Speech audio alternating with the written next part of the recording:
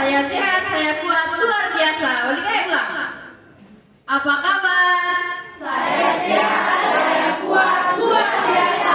Yeay! Oke, mantap. Yang kami hormati Dr. Meladina, yang kami hormati Suster.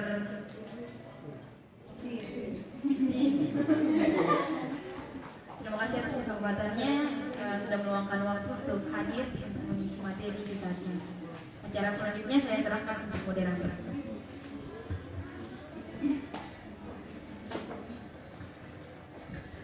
Oke. Selamat siang untuk katong semua. Shalom. Shalom. Ini kayak saya semangat. Ulang. Oke, selamat siang untuk katong semua. Shalom. Shalom. Begitu kan. Pertama-tama mari katong panjatkan puji dan syukur kepada Tuhan Yang Maha Esa karena dengan rahmatnya kita dapat terkumpul di tempat ini. Iya, kita ada satu pantun nih. Jalan-jalan ke Jakarta. Singgah sejenak di Bekasi. Terima kasih atas kesempatannya. Izinkan saya memperkenalkan diri. Perkenalkan, nama saya Margarita Francisca Olebaola, biasa disapa dengan Reta. Saya bertugas sebagai moderator dalam materi kesehatan yang disampaikan oleh Dr. Meladina, biasa disapa dengan Dr. Mela. Di sini juga ada Ibu Tin yang biasa katong sapa dengan Mama Tin. Katong beri aplaus yang luar biasa dulu, partner. Oke. Untuk dokter, waktu dan tempat dipersilakan. Kesehatan reproduksi dan bahaya seks bebas. Sebelumnya kita mau cerita dulu vagina. Lalu di atas vagina ada cervix, terus yang bentuknya kayak segitiga itu namanya uterus atau rahim. Sementara yang kuning-kuning itu namanya ovarium. Ovarium ini fungsinya apa? Fungsinya buat menghasilkan sel telur. Lalu yang di atas itu namanya tuba falopi. Tuba falopi itu saluran di mana dari sel telur yang dihasilkan yang kuning-kuning itu nanti akan keluar lalu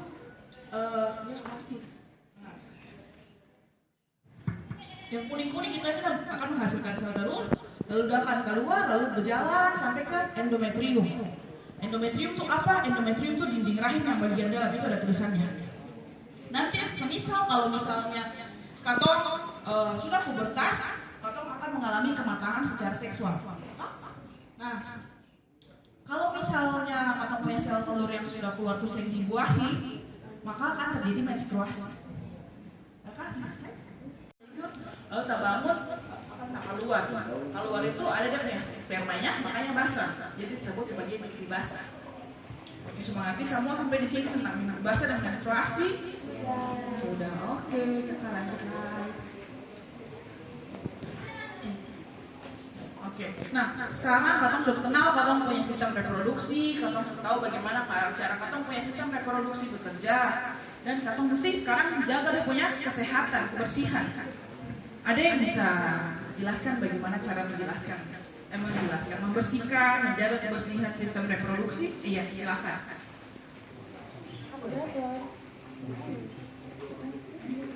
Itu kita melakukan tindakan vulva hygiene untuk yang perempuan. Caranya itu kayak menyiapkan alat dalam, contohnya seperti membersihkan pakai kampas dari atas ke bawah.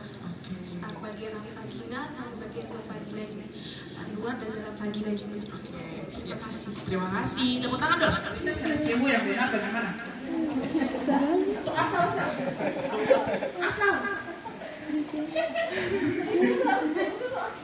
Yang penting kena air, kena sabun sudah. sudah begitu saya. Oke. Ya, jadi cara cebo yang betul itu dari depan ke belakang. Dari vagina depan ke pantat. Kenapa saya dari sebelnya belakang ke depan? Bakteri. Apa lain?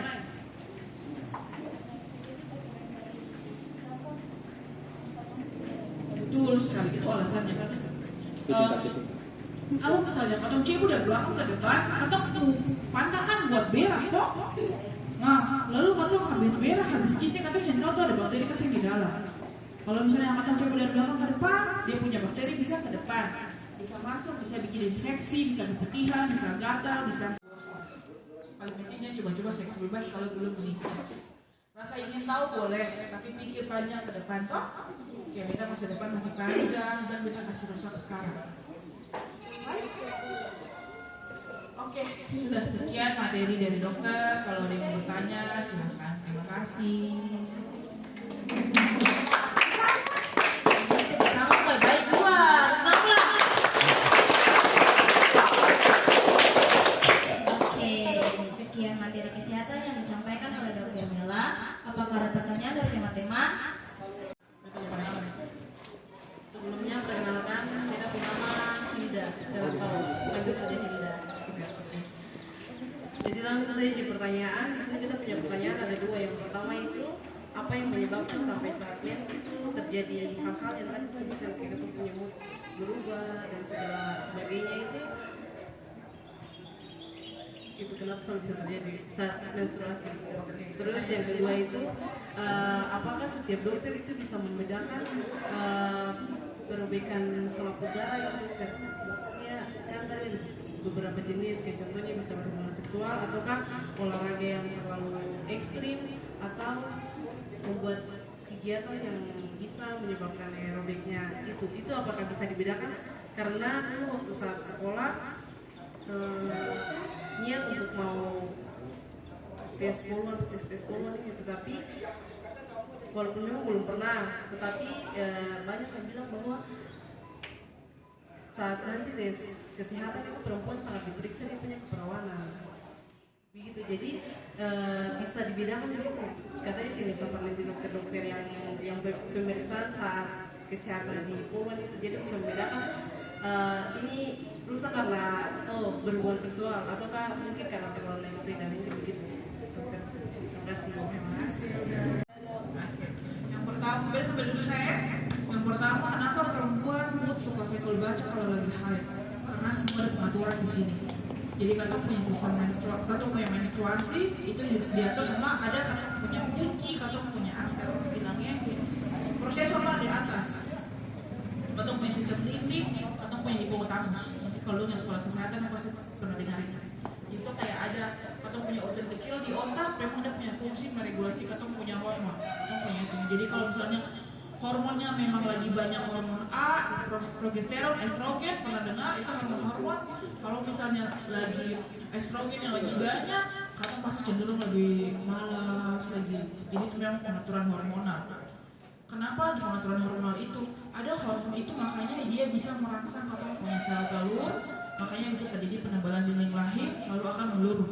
Makanya mesti ada hormon itu. Jadi mereka sistem begitu. Jadi saya bisa kayak memang ada yang ada batas ringan, ada yang sampai kayak saya mau bicara siapa-siapa hanya karena lagi mens. Itu memang beda-beda tiap orang. Jadi mungkin dok punya suka-suka bikin apa biar mood bagus kembali. Jadi tanyakan apa memang sudah bukan sistem hormonal. Lalu yang kedua, robekan himen atau robekan selaput darah karena hubungan seksual, karena robek ini, karena itu. Katong saya bisa membedakan, oh ini saya sebenarnya berhubungan seksual toh, oh ini kecelakaan toh, saya bisa.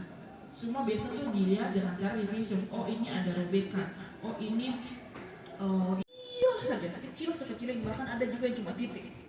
Nah bayangkan lalu kalau penis masuk akan robek kasih, akan kayak kertas tipis, pasti sobek.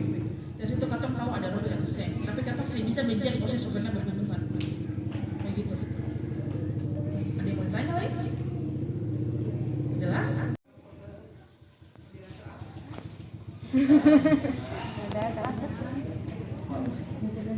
Baik, terima kasih atas kesempatan yang diberikan kepada saya.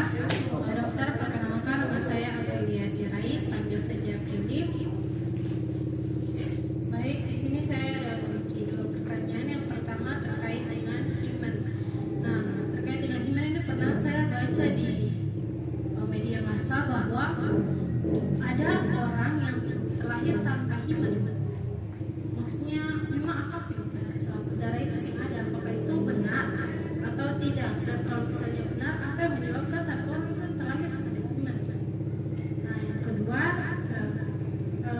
setelah itu juga ini ada waktu ikut PIK di sekolah waktu SMA itu, kalau ikut beberapa kegiatan dari dasar beberapa juga bilang bahwa saya kurang percaya ini juga kalau misalnya surat darah itu dia percaya itu bukan yang kayak nanti ada darahnya gitu, maksudnya itu seperti apa juga tidak dimengerti. Dan pertanyaan kedua terkait dengan aborsi, apa dampak dari aborsi terhadap wanita yang melakukan aborsi? Sekian, terima kasih. Tanpa himen keseng. Kalau tanya baik itu, atau lahir dengan abnormalitas, ketidaknormalan pasti ada. Cuma kalau misalnya tanpa himen itu mungkin himen itu kayak selaput tipis. Dia tuh bisa ukurannya bisa besar, bisa kecil, bisa titik-titik, bisa paling besar. Kadang dia mungkin tipis saja di samping-samping, makanya dia bilang saya ada himen. Jadi kayak saya ada selaput yang kayak yang lain. Nanti mungkin kita Google gambar-gambaran himen kayak bagaimana. Beta juga dulu saya kaji, beta mesti Google. Jika tuh vagina tuh kan lubang kan, jadi pasti ada kayak titik-titik, ada variasinya, ada bentuknya love, ada bentuk segala macam. Itu variasi dari Tuhan. Bisa yang saya ada himen bisa. Dia cuma tipis sah. Itu masuk ke abnormalitas. Pertama kalau misalnya atau paksa minum pil, lalu saya berhasil aborsi atau anak yang cacat di dalam. Mau saya mau bagaimana kalau anak saya keluar tetap di dalam. Oh, dia bisa tetap bertahan hidup tapi lahir cacat. Yang kedua dia bisa mati di dalam. Kalau misalnya dia mati di dalam, lalu saya bisa kasih keluar, dia jadi infeksi, bukan infeksi. Infeksi yang bisa sistematis, bisa seluruh badan. Makanya bisa bikin kematian juga pada ibu. Kalau misalnya anak saya dikeluarkan. Yang ketiga, kalau misalnya atau misalnya bisa nih karena masih hamil muda dia belum terbentuk. Jangan terkira nanti beta sudah 8 bulan baru anak mata kaki kepala dikasih 4 bulan semua sudah lengkap. Jadi itu semua sudah lengkap. Bisa tuh jenis kelamin juga. Jadi ada namanya embriologi, proses pembentukan embrio. Kalau misalnya masih halus-halus yang masih cuma kayak baru 1-2 hari, mungkin orang tahu beta hamil kemarin beta 2 hari kelenjar. Bisa orang selama 1 bulan, 2 bulan dulu beta sadar beta hamil. Atau kayak biasa kan terlambat haid dulu tuh beta selesai haid 2 bulan terus yang normal beta pergi cek ternyata beta hamil. Biasa tuh anak sudah terbentuk. Bisa keluar cuma gumpalan-gumpalan darah saja atau tadi dia malah mati di dalam lalu jadi toksik buat katong atau perdarahan yang keluar banyak dan sering teratasi. Apalagi biasanya lu kasih gugur, pernah lu kasih gugur beta ke rumah sakit ada dokter beta kasih gugur. Pernah bagi lu saya? Sentoh jadi. Semangat sekali. Perkenalkan, beta nama Michelle Agiang. Di sini beta akan bertanya 2 pertanyaan. Yang pertama mengenai pubertas pada wanita yaitu menstruasi. Kan tadi dokter bilang kalau misalnya puber normal itu kalau misalnya lewat sedikit saja itu kan normal. Tapi kalau misalnya kayak jadwal mensnya tuh lewat sampai 1 atau 2 bulan itu kira-kira kenapa, itu karena hormon atau bagaimana? Terus pertanyaan kedua itu yang tadi disinggung dalam materi mengenai pembersihan vagina menggunakan air bersih. Kan sekarang kan zaman sekarang kan kayak sudah banyak produk-produk pembersihan vagina yang muncul. Itu kira-kira baik untuk kesehatan dan ada efek sampingnya atau tidak? Pertama tadi apa sih? Terlambat haid. Menstruasinya tidak teratur. Jadi kadang kalau terlambat 1 bulan mungkin masih bisa dibilang dikatakan normal. Kalau terlambat 2 bulan, 3 bulan baru katong sebagai dokter bisa menegakkan diagnosis memang ada masalah dalam dia punya siklus menstruasi. Itu baru katong butuh terapi lebih lanjut. Tapi kalau misalnya terlambat 1 bulan, sampai apa nanti bulan berikut lagi lihat salah lagi. Mungkin kalau lagi stres, katong punya faktor fisik itu psikis itu juga berdampak sama katong punya faktor fisik. Itu bisa menyebabkan masalah di menstruasi. Nanti kapan katong bisa ke dokter? Kalau misalnya 3 bulan, kalau 2 bulan pasti dokter suruh ubah pola hidup dulu. Coba makan bergizi kah, olahraga kah, evaluasi beta dan stres kah, begitu. Itu semua mengganggu karena punya sistem fungsi fisik semua di otak. Setelah itu kalau misalnya kembali normal, ya sudah berarti masalah itu sah. Tapi kalau misalnya sampai 3 bulan, 4 bulan, 5 bulan stay high, katong bisa periksa kembali. Paling jauh mungkin ada nyium kah, ada kista kah, begitu yang bikin sampai katong stay high. Itu masalahnya nanti katong bisa diagnosis kalau sudah ada keluhan-keluhan lain. Nanti konsultasi, mungkin katong perlu USG, itu bikin masalah. Tapi ada juga yang orang terlambat menstruasi, beta sampai SMA beta sering pernah menstruasi. Itu masalah juga, balik ke masalah hormonal, harus konsultasi lah. Itu untuk bicara. Hari yang pertama itu darahnya belum keluar, tapi memang sudah ada tanda bahwa darahnya keluar. Hanya saja tidak keluar yang secara terus-menerus yang banyak, jadi cuma sedikit. Jadi membuat saya merasakan sakit yang sangat sakit, tidak seperti orang histeris kesepadan gitu. Jadi pada suatu ketika karena sudah terlalu sakit, Papa di rumah. Jadi Bapak bilang, Papa marah-marah mama nih soalnya karena saya memperhatikan toh. Lalu Anto bilang harus pergi di dokter. Lalu aku pergi di dokter kandungan, lalu check up. Terus pas cek, dokter bilang itu kandungannya tuh normal. Tapi dokter bilang nanti, dokter sarankan itu untuk terapi. Terapinya pakai obat KB. Jadi terapinya itu dokter bilang selama 6 bulan. Tapi waktu itu saya selama 1-2 bulan saya memang sempat minum pil KB, hanya nyerinya itu tidak berkurang, masih tetap sama. Jadi setelah saya stop juga sama saja. Jadi setelah stop juga itu kayak nyerinya itu tambah sakit seperti yang awal mau check up. Jadi Ini sekonsultasi, itu di belakang layar saja kan? Ini sekonsultasi, atau di belakang layar saja kan? Atau mau cerita juga? mau minta punya pendapat dokter tuh kayak gimana gitu. Iya, Jadi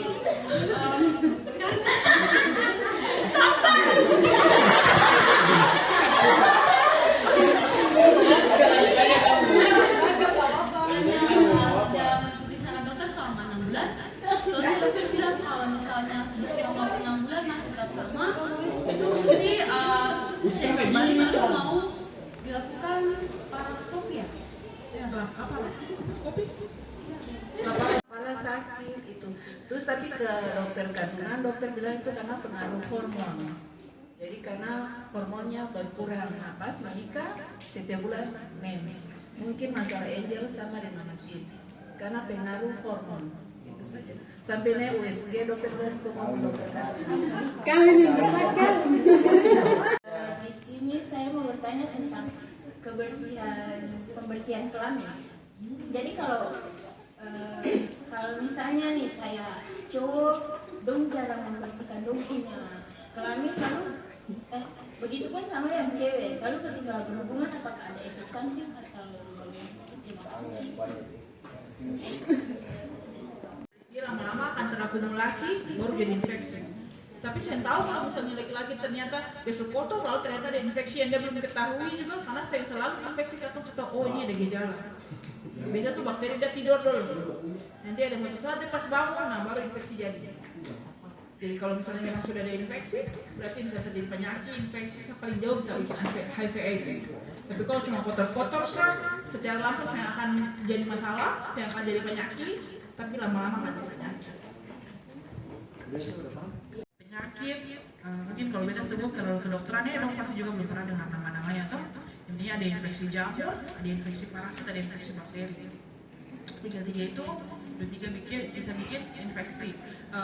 Penyebabnya apa? Tadi kotor, seks bebas, cebos yang bersih.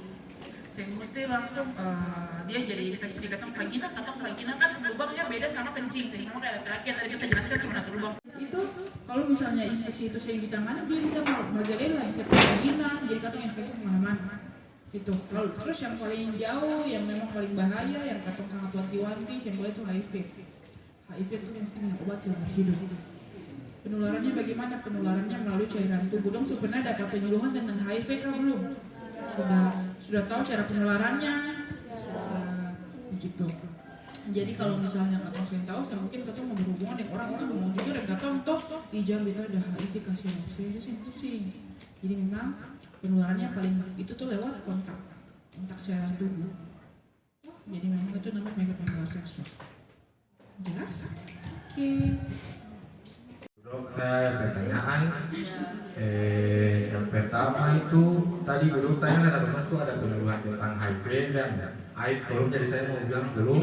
Jadi yang kalau macam pelajaran yang biasa saja dong kasih pak atau itu dong bilang HIV dan AIDS itu sama saja, tapi apa namanya yang pas saya baca di buku panduan itu HIV dan AIDS itu lalu kayak beda begitu, HIV dan AIDS pasti ada punya bedanya. Jadi yang saya mau tanya itu perbedaannya di mana.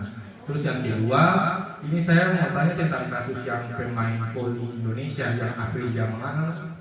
Dia yang apa dari lahir itu dia perempuan, tapi pas datang dong apa, tapi dia postur tubuh itu semuanya itu laki-laki sampai dia sudah besar kayak kita mau begini. Besar kalau masalah dong cek karena ada komplain dari dong punya pemain begitu baru dapat kata itu dia laki-laki, tapi pas selama maksudnya kalau kata dia lahir kalau macam dia pun orang tua dong cek dia punya apa namanya cek jenis kelamin masa dari dokter dong sendiri saya tahu, tapi pas datang sebesar tadi itu baru cek ulang ternyata dia laki-laki, tapi dia sih punya apa penis gitu, payudara gitu. Tapi bagaimana dia di luarnya laki-laki dalam perempuan? Iya. Dia punya maksudnya dia pun postur tubuhnya laki-laki tapi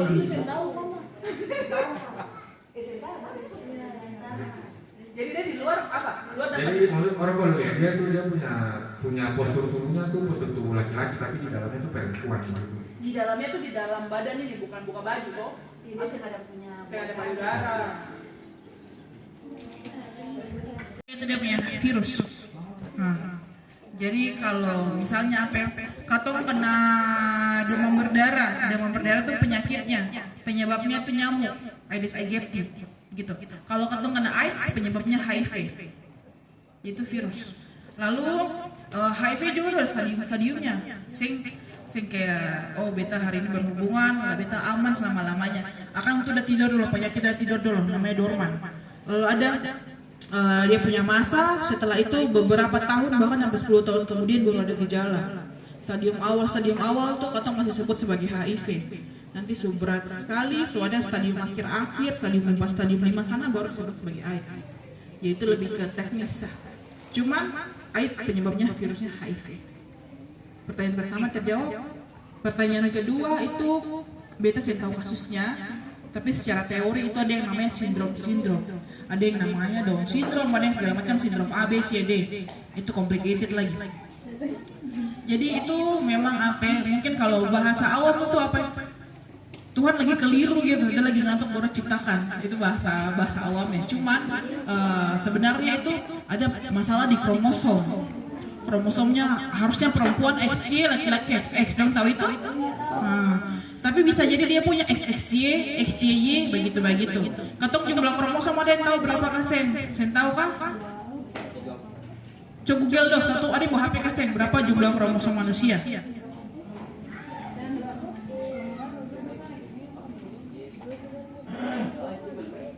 Kata dalam pengucapan, sekian materi kesehatan kita pada hari ini. Selamat siang dan shalom. Semangat, selamat siang dan shalom. Nah gitu, oke. Ini saya nggak ada, saya tulis sih. Itu cuma tulis satu sah. Kelompok 3 suaranya. Apa sih? Kelompok 4 suaranya. Oke, teman-teman kembali ke kelompok masing-masing. Kita akan bergoyang bersama. Teman-teman silakan berdiri.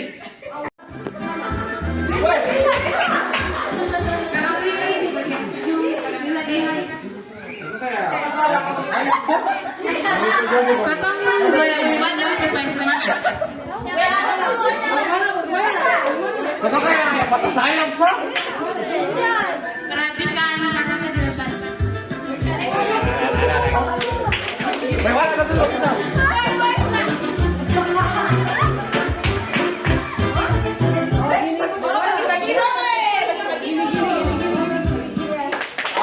Cek buka mana? Oke guys, awal dari sini tuh kaca.